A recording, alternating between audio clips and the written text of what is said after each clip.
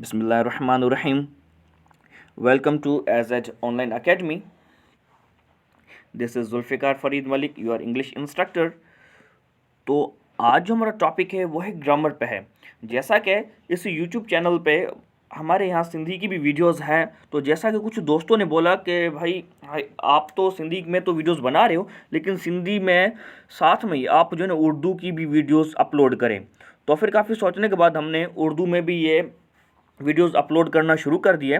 तो देखें वही, यानी कि जो अभी मेरा जो फर्स्ट लेक्चर है वही है ग्रामर पे ही है।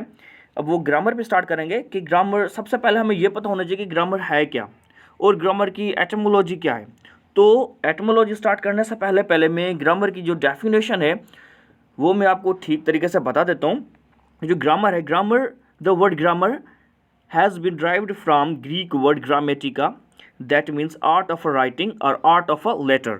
अब यहाँ पे देखिए जो वर्ड ग्रामर हमें मिला हुआ ये, अब ये ग्रामर जो अल्फाज है ये लिया कहाँ से गया है और इसकी मीनिंग क्या है, पहले हम इसके बारे में पढ़ लेते हैं। अब कहते हैं कि जो ग्रामर का ये जो लफ्ज़ है ये ग्रीक वर्ड से लिया गया है। कहाँ से? ग्रीक वर्ड से लिया गया है। ये जो ग्रीक वर्ड है, जो ग्रीक वर्ड लिया गया था वो कौन सा था? वो था ग्रामेटिका। अब यहाँ पे देखें ये जो ग्रामेटिका है, अल्फाज ग्रामेटिका। अब ग्रामेटिका की मीनिंग क्या है? That means art of writing, art of writing यानी कि लिखने का फन, या फिर art of a letter, art, या फिर हम इसको आर्ट ऑफ अ राइटिंग भी बोल सकते हैं। आर्ट ऑफ अ राइटिंग या फिर आर्ट ऑफ अ लेटर यानी कि लिखने का फन। अब वो लिखने के जो फन है, अब हम आगे चलते हैं कि वो कौन कौन से हो जाते हैं, अब हम उसको ही पढ़ेंगे। जैसा कि यहाँ पे आते हैं, अब वो यहाँ पे क्या कहते हैं, यहाँ पे कहते हैं कि जो आर्ट ऑफ राइटिंग थी हमारे यहाँ, अब है क्या? कहते हैं कि ग्रामर की जो अब दूसरी जो डेफिनेशन स्टार्ट हो रही है, यहाँ पे कहते हैं कि a grammar is a complex system of rules that govern how speakers organise sounds into words and words into sentences. फिर जो दूसरी लिखी गई है नीचे, यह है a set of rules about a language is called grammar. अब यहाँ पे इस डेफिनेशन में और इस डेफिनेशन में एक चीज़ वाज़े आ रही है, वो कौन सी है वो देखें। अब इसमें भी यानी कि रूल्स की बात कर रहा है, यानी कि रूल्स के बारे में ही बात कर रहा है, और यहाँ पे भी रूल्स के बारे में ही बात कर रहा है। हालांकि देखिए अब कहता क्या, कहता है कि जो ग्रामर है ये क्या है, हमारा कॉम्प्लेक्स सिस्टम हो जाता है किसका? रूल्स का।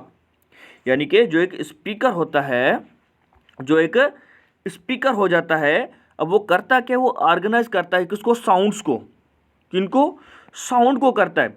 अब साउंड्स को कैसे? अब यहाँ पे कहते हैं कि साउंड्स को कैसे? साउंड्स इनटू वर्ड्स, यानी कि जो साउंड्स हैं वो क्या करते हैं? इनटू वर्ड्स, वो वर्ड्स में चेंज करता है। फिर कहते हैं कि वर्ड्स जो है हमारे यहाँ, वो वर्ड्स इनटू सेंटेंसेस, और वर्ड्स को सेंटेंसेस में भी करता है। अब यहाँ पे ये देखना है कि भाई वो कैसा है, तो कहता है कि वो कैसे। अब यहाँ पे देख लेते हैं,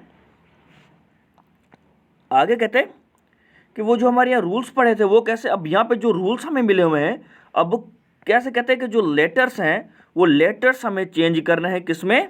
वर्ड्स में।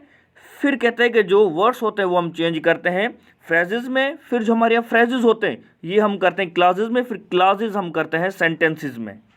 अब गौर से देखिएगा, जो लेटर्स हम, यानी कि जो लेटर्स होते हैं इनका रूल ही यही है कि जो लेटर मिलते हैं हम लेटर्स मिला के वर्ड्स बनाते हैं। फिर जो वर्ड्स होते हैं वर्ड्स मिला के हम उनसे फ्रेजेस तैयार करते हैं।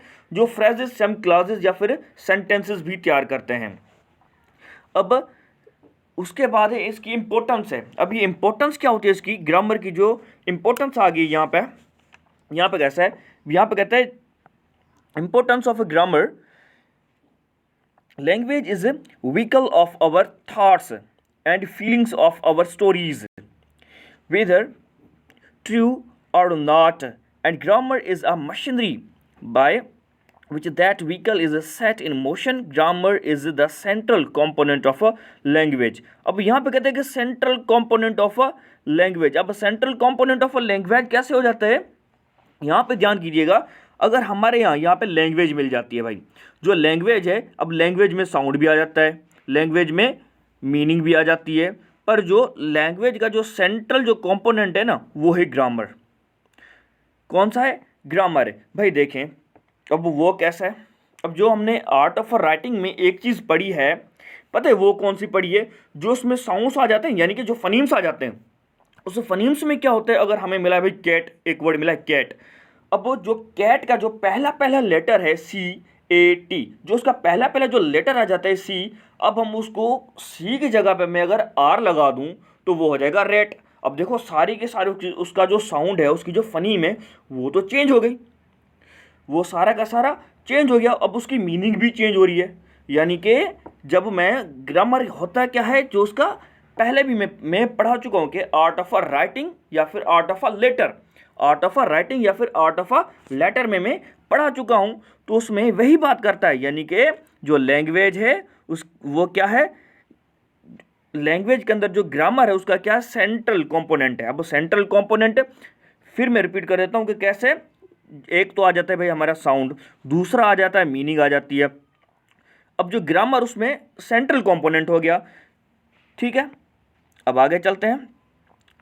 हाँ, एक कन्फ्यूजन आ जाती है ग्रामर पे, वो कन्फ्यूजन कौन सी है यहाँ पे देख लेते हैं। ये हो गया भाई ग्रामर, ये भी लिखा हुआ है ग्रामर, ये भी ग्रामर ही लिखा हुआ है, ठीक है। अब होता क्या है, यहाँ पे जो ग्रामर हमें मिला है ये AR वाला मिला है, और यहाँ पे जो हमें ग्रामर मिला है ये ER वाला मिला है। अब इसमें से करेक्ट कौन सा है, हमारे यहाँ जो कन्फ्यूजन आ जाता है ना वो यही आ जाता है।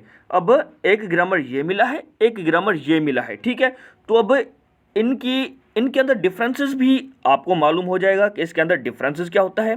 और उसके अलावा जैसा कि एक हमें जो ये वाला मिला है ग्रामर, ये क्या होता है, अब देखें ये है हमारा कॉमन नाउन, ये क्या है कॉमन नाउन है। जो AR वाला है ग्रामर ये कॉमन नाउन है। जो हमें ER वाला मिला है ग्रामर ये वाला, ये हमारा प्रॉपर नाउन है। अब ये प्रॉपर नाउन कैसे हो गया और ये कॉमन नाउन कैसे हो गया, जो ये मिला है ग्रामर इट मीन्स है क्या, रूल्स ऑफ अ लैंग्वेज। ये क्या, जो लैंग्वेजेस हो जाती है ना ये उनका रूल्स है, यानी कि इसमें हम रूल्स के बारे में पढ़ते हैं। जो भी लैंग्वेजेस आ जाती हैं उनके रूल्स के बारे में पढ़ते हैं। लेकिन जो ये वाला है ग्रामर, ये एक सरनेम है या फिर कास्ट है। अब ये किसकी कास्ट है और सरनेम किसका है वो भी आगे पढ़ते हैं। अब यहाँ पे देखें आगे क्या कहते हैं, कहते हैं कि जो ये वाली ग्रामर है, जो ये वाली है ग्रामर, इसको क्या है कि ये है इंग्लिश ग्रामर है, इसको हम इंग्लिश ग्रामर पढ़ेंगे। फिर कहते हैं कि जो ये वाली ग्रामर है, अब इसमें क्या होता है, जैसा कि मैंने बताई थी कास्ट, क्या बताई थी कास्ट। अब ये कास्ट है किसकी, एक भाई अमेरिकन एक्टर है, उसका नाम है कैल्सी ग्रामर। कैल्सी ग्रामर ये है कौन, अमेरिकन एक्टर है। इट मीन्स जो यहाँ पे कैल्सी के जो लास्ट में यहाँ पे गौर से देखिएगा, यहाँ पे जो लिखा हुआ है ग्रामर, इट मीन्स ये जो है ये कैल्सी की क्या है, इस कैल्सी की कास्ट है, इसकी ये ज़ात है।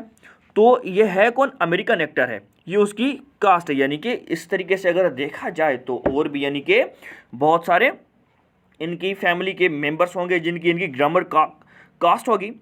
अब आपको ग्रामर और उसके अलावा इस ग्रामर और इस ग्रामर के बारे में आपको पता लग गया कि भाई ग्रामर कौन सा लफ्ज़ जो हम पढ़ते हैं और उसकी मीनिंग क्या होती है, और जो ये वाला ग्रामर है और इसकी मीनिंग क्या क्या होती है ये आपको पता लग गया होगा।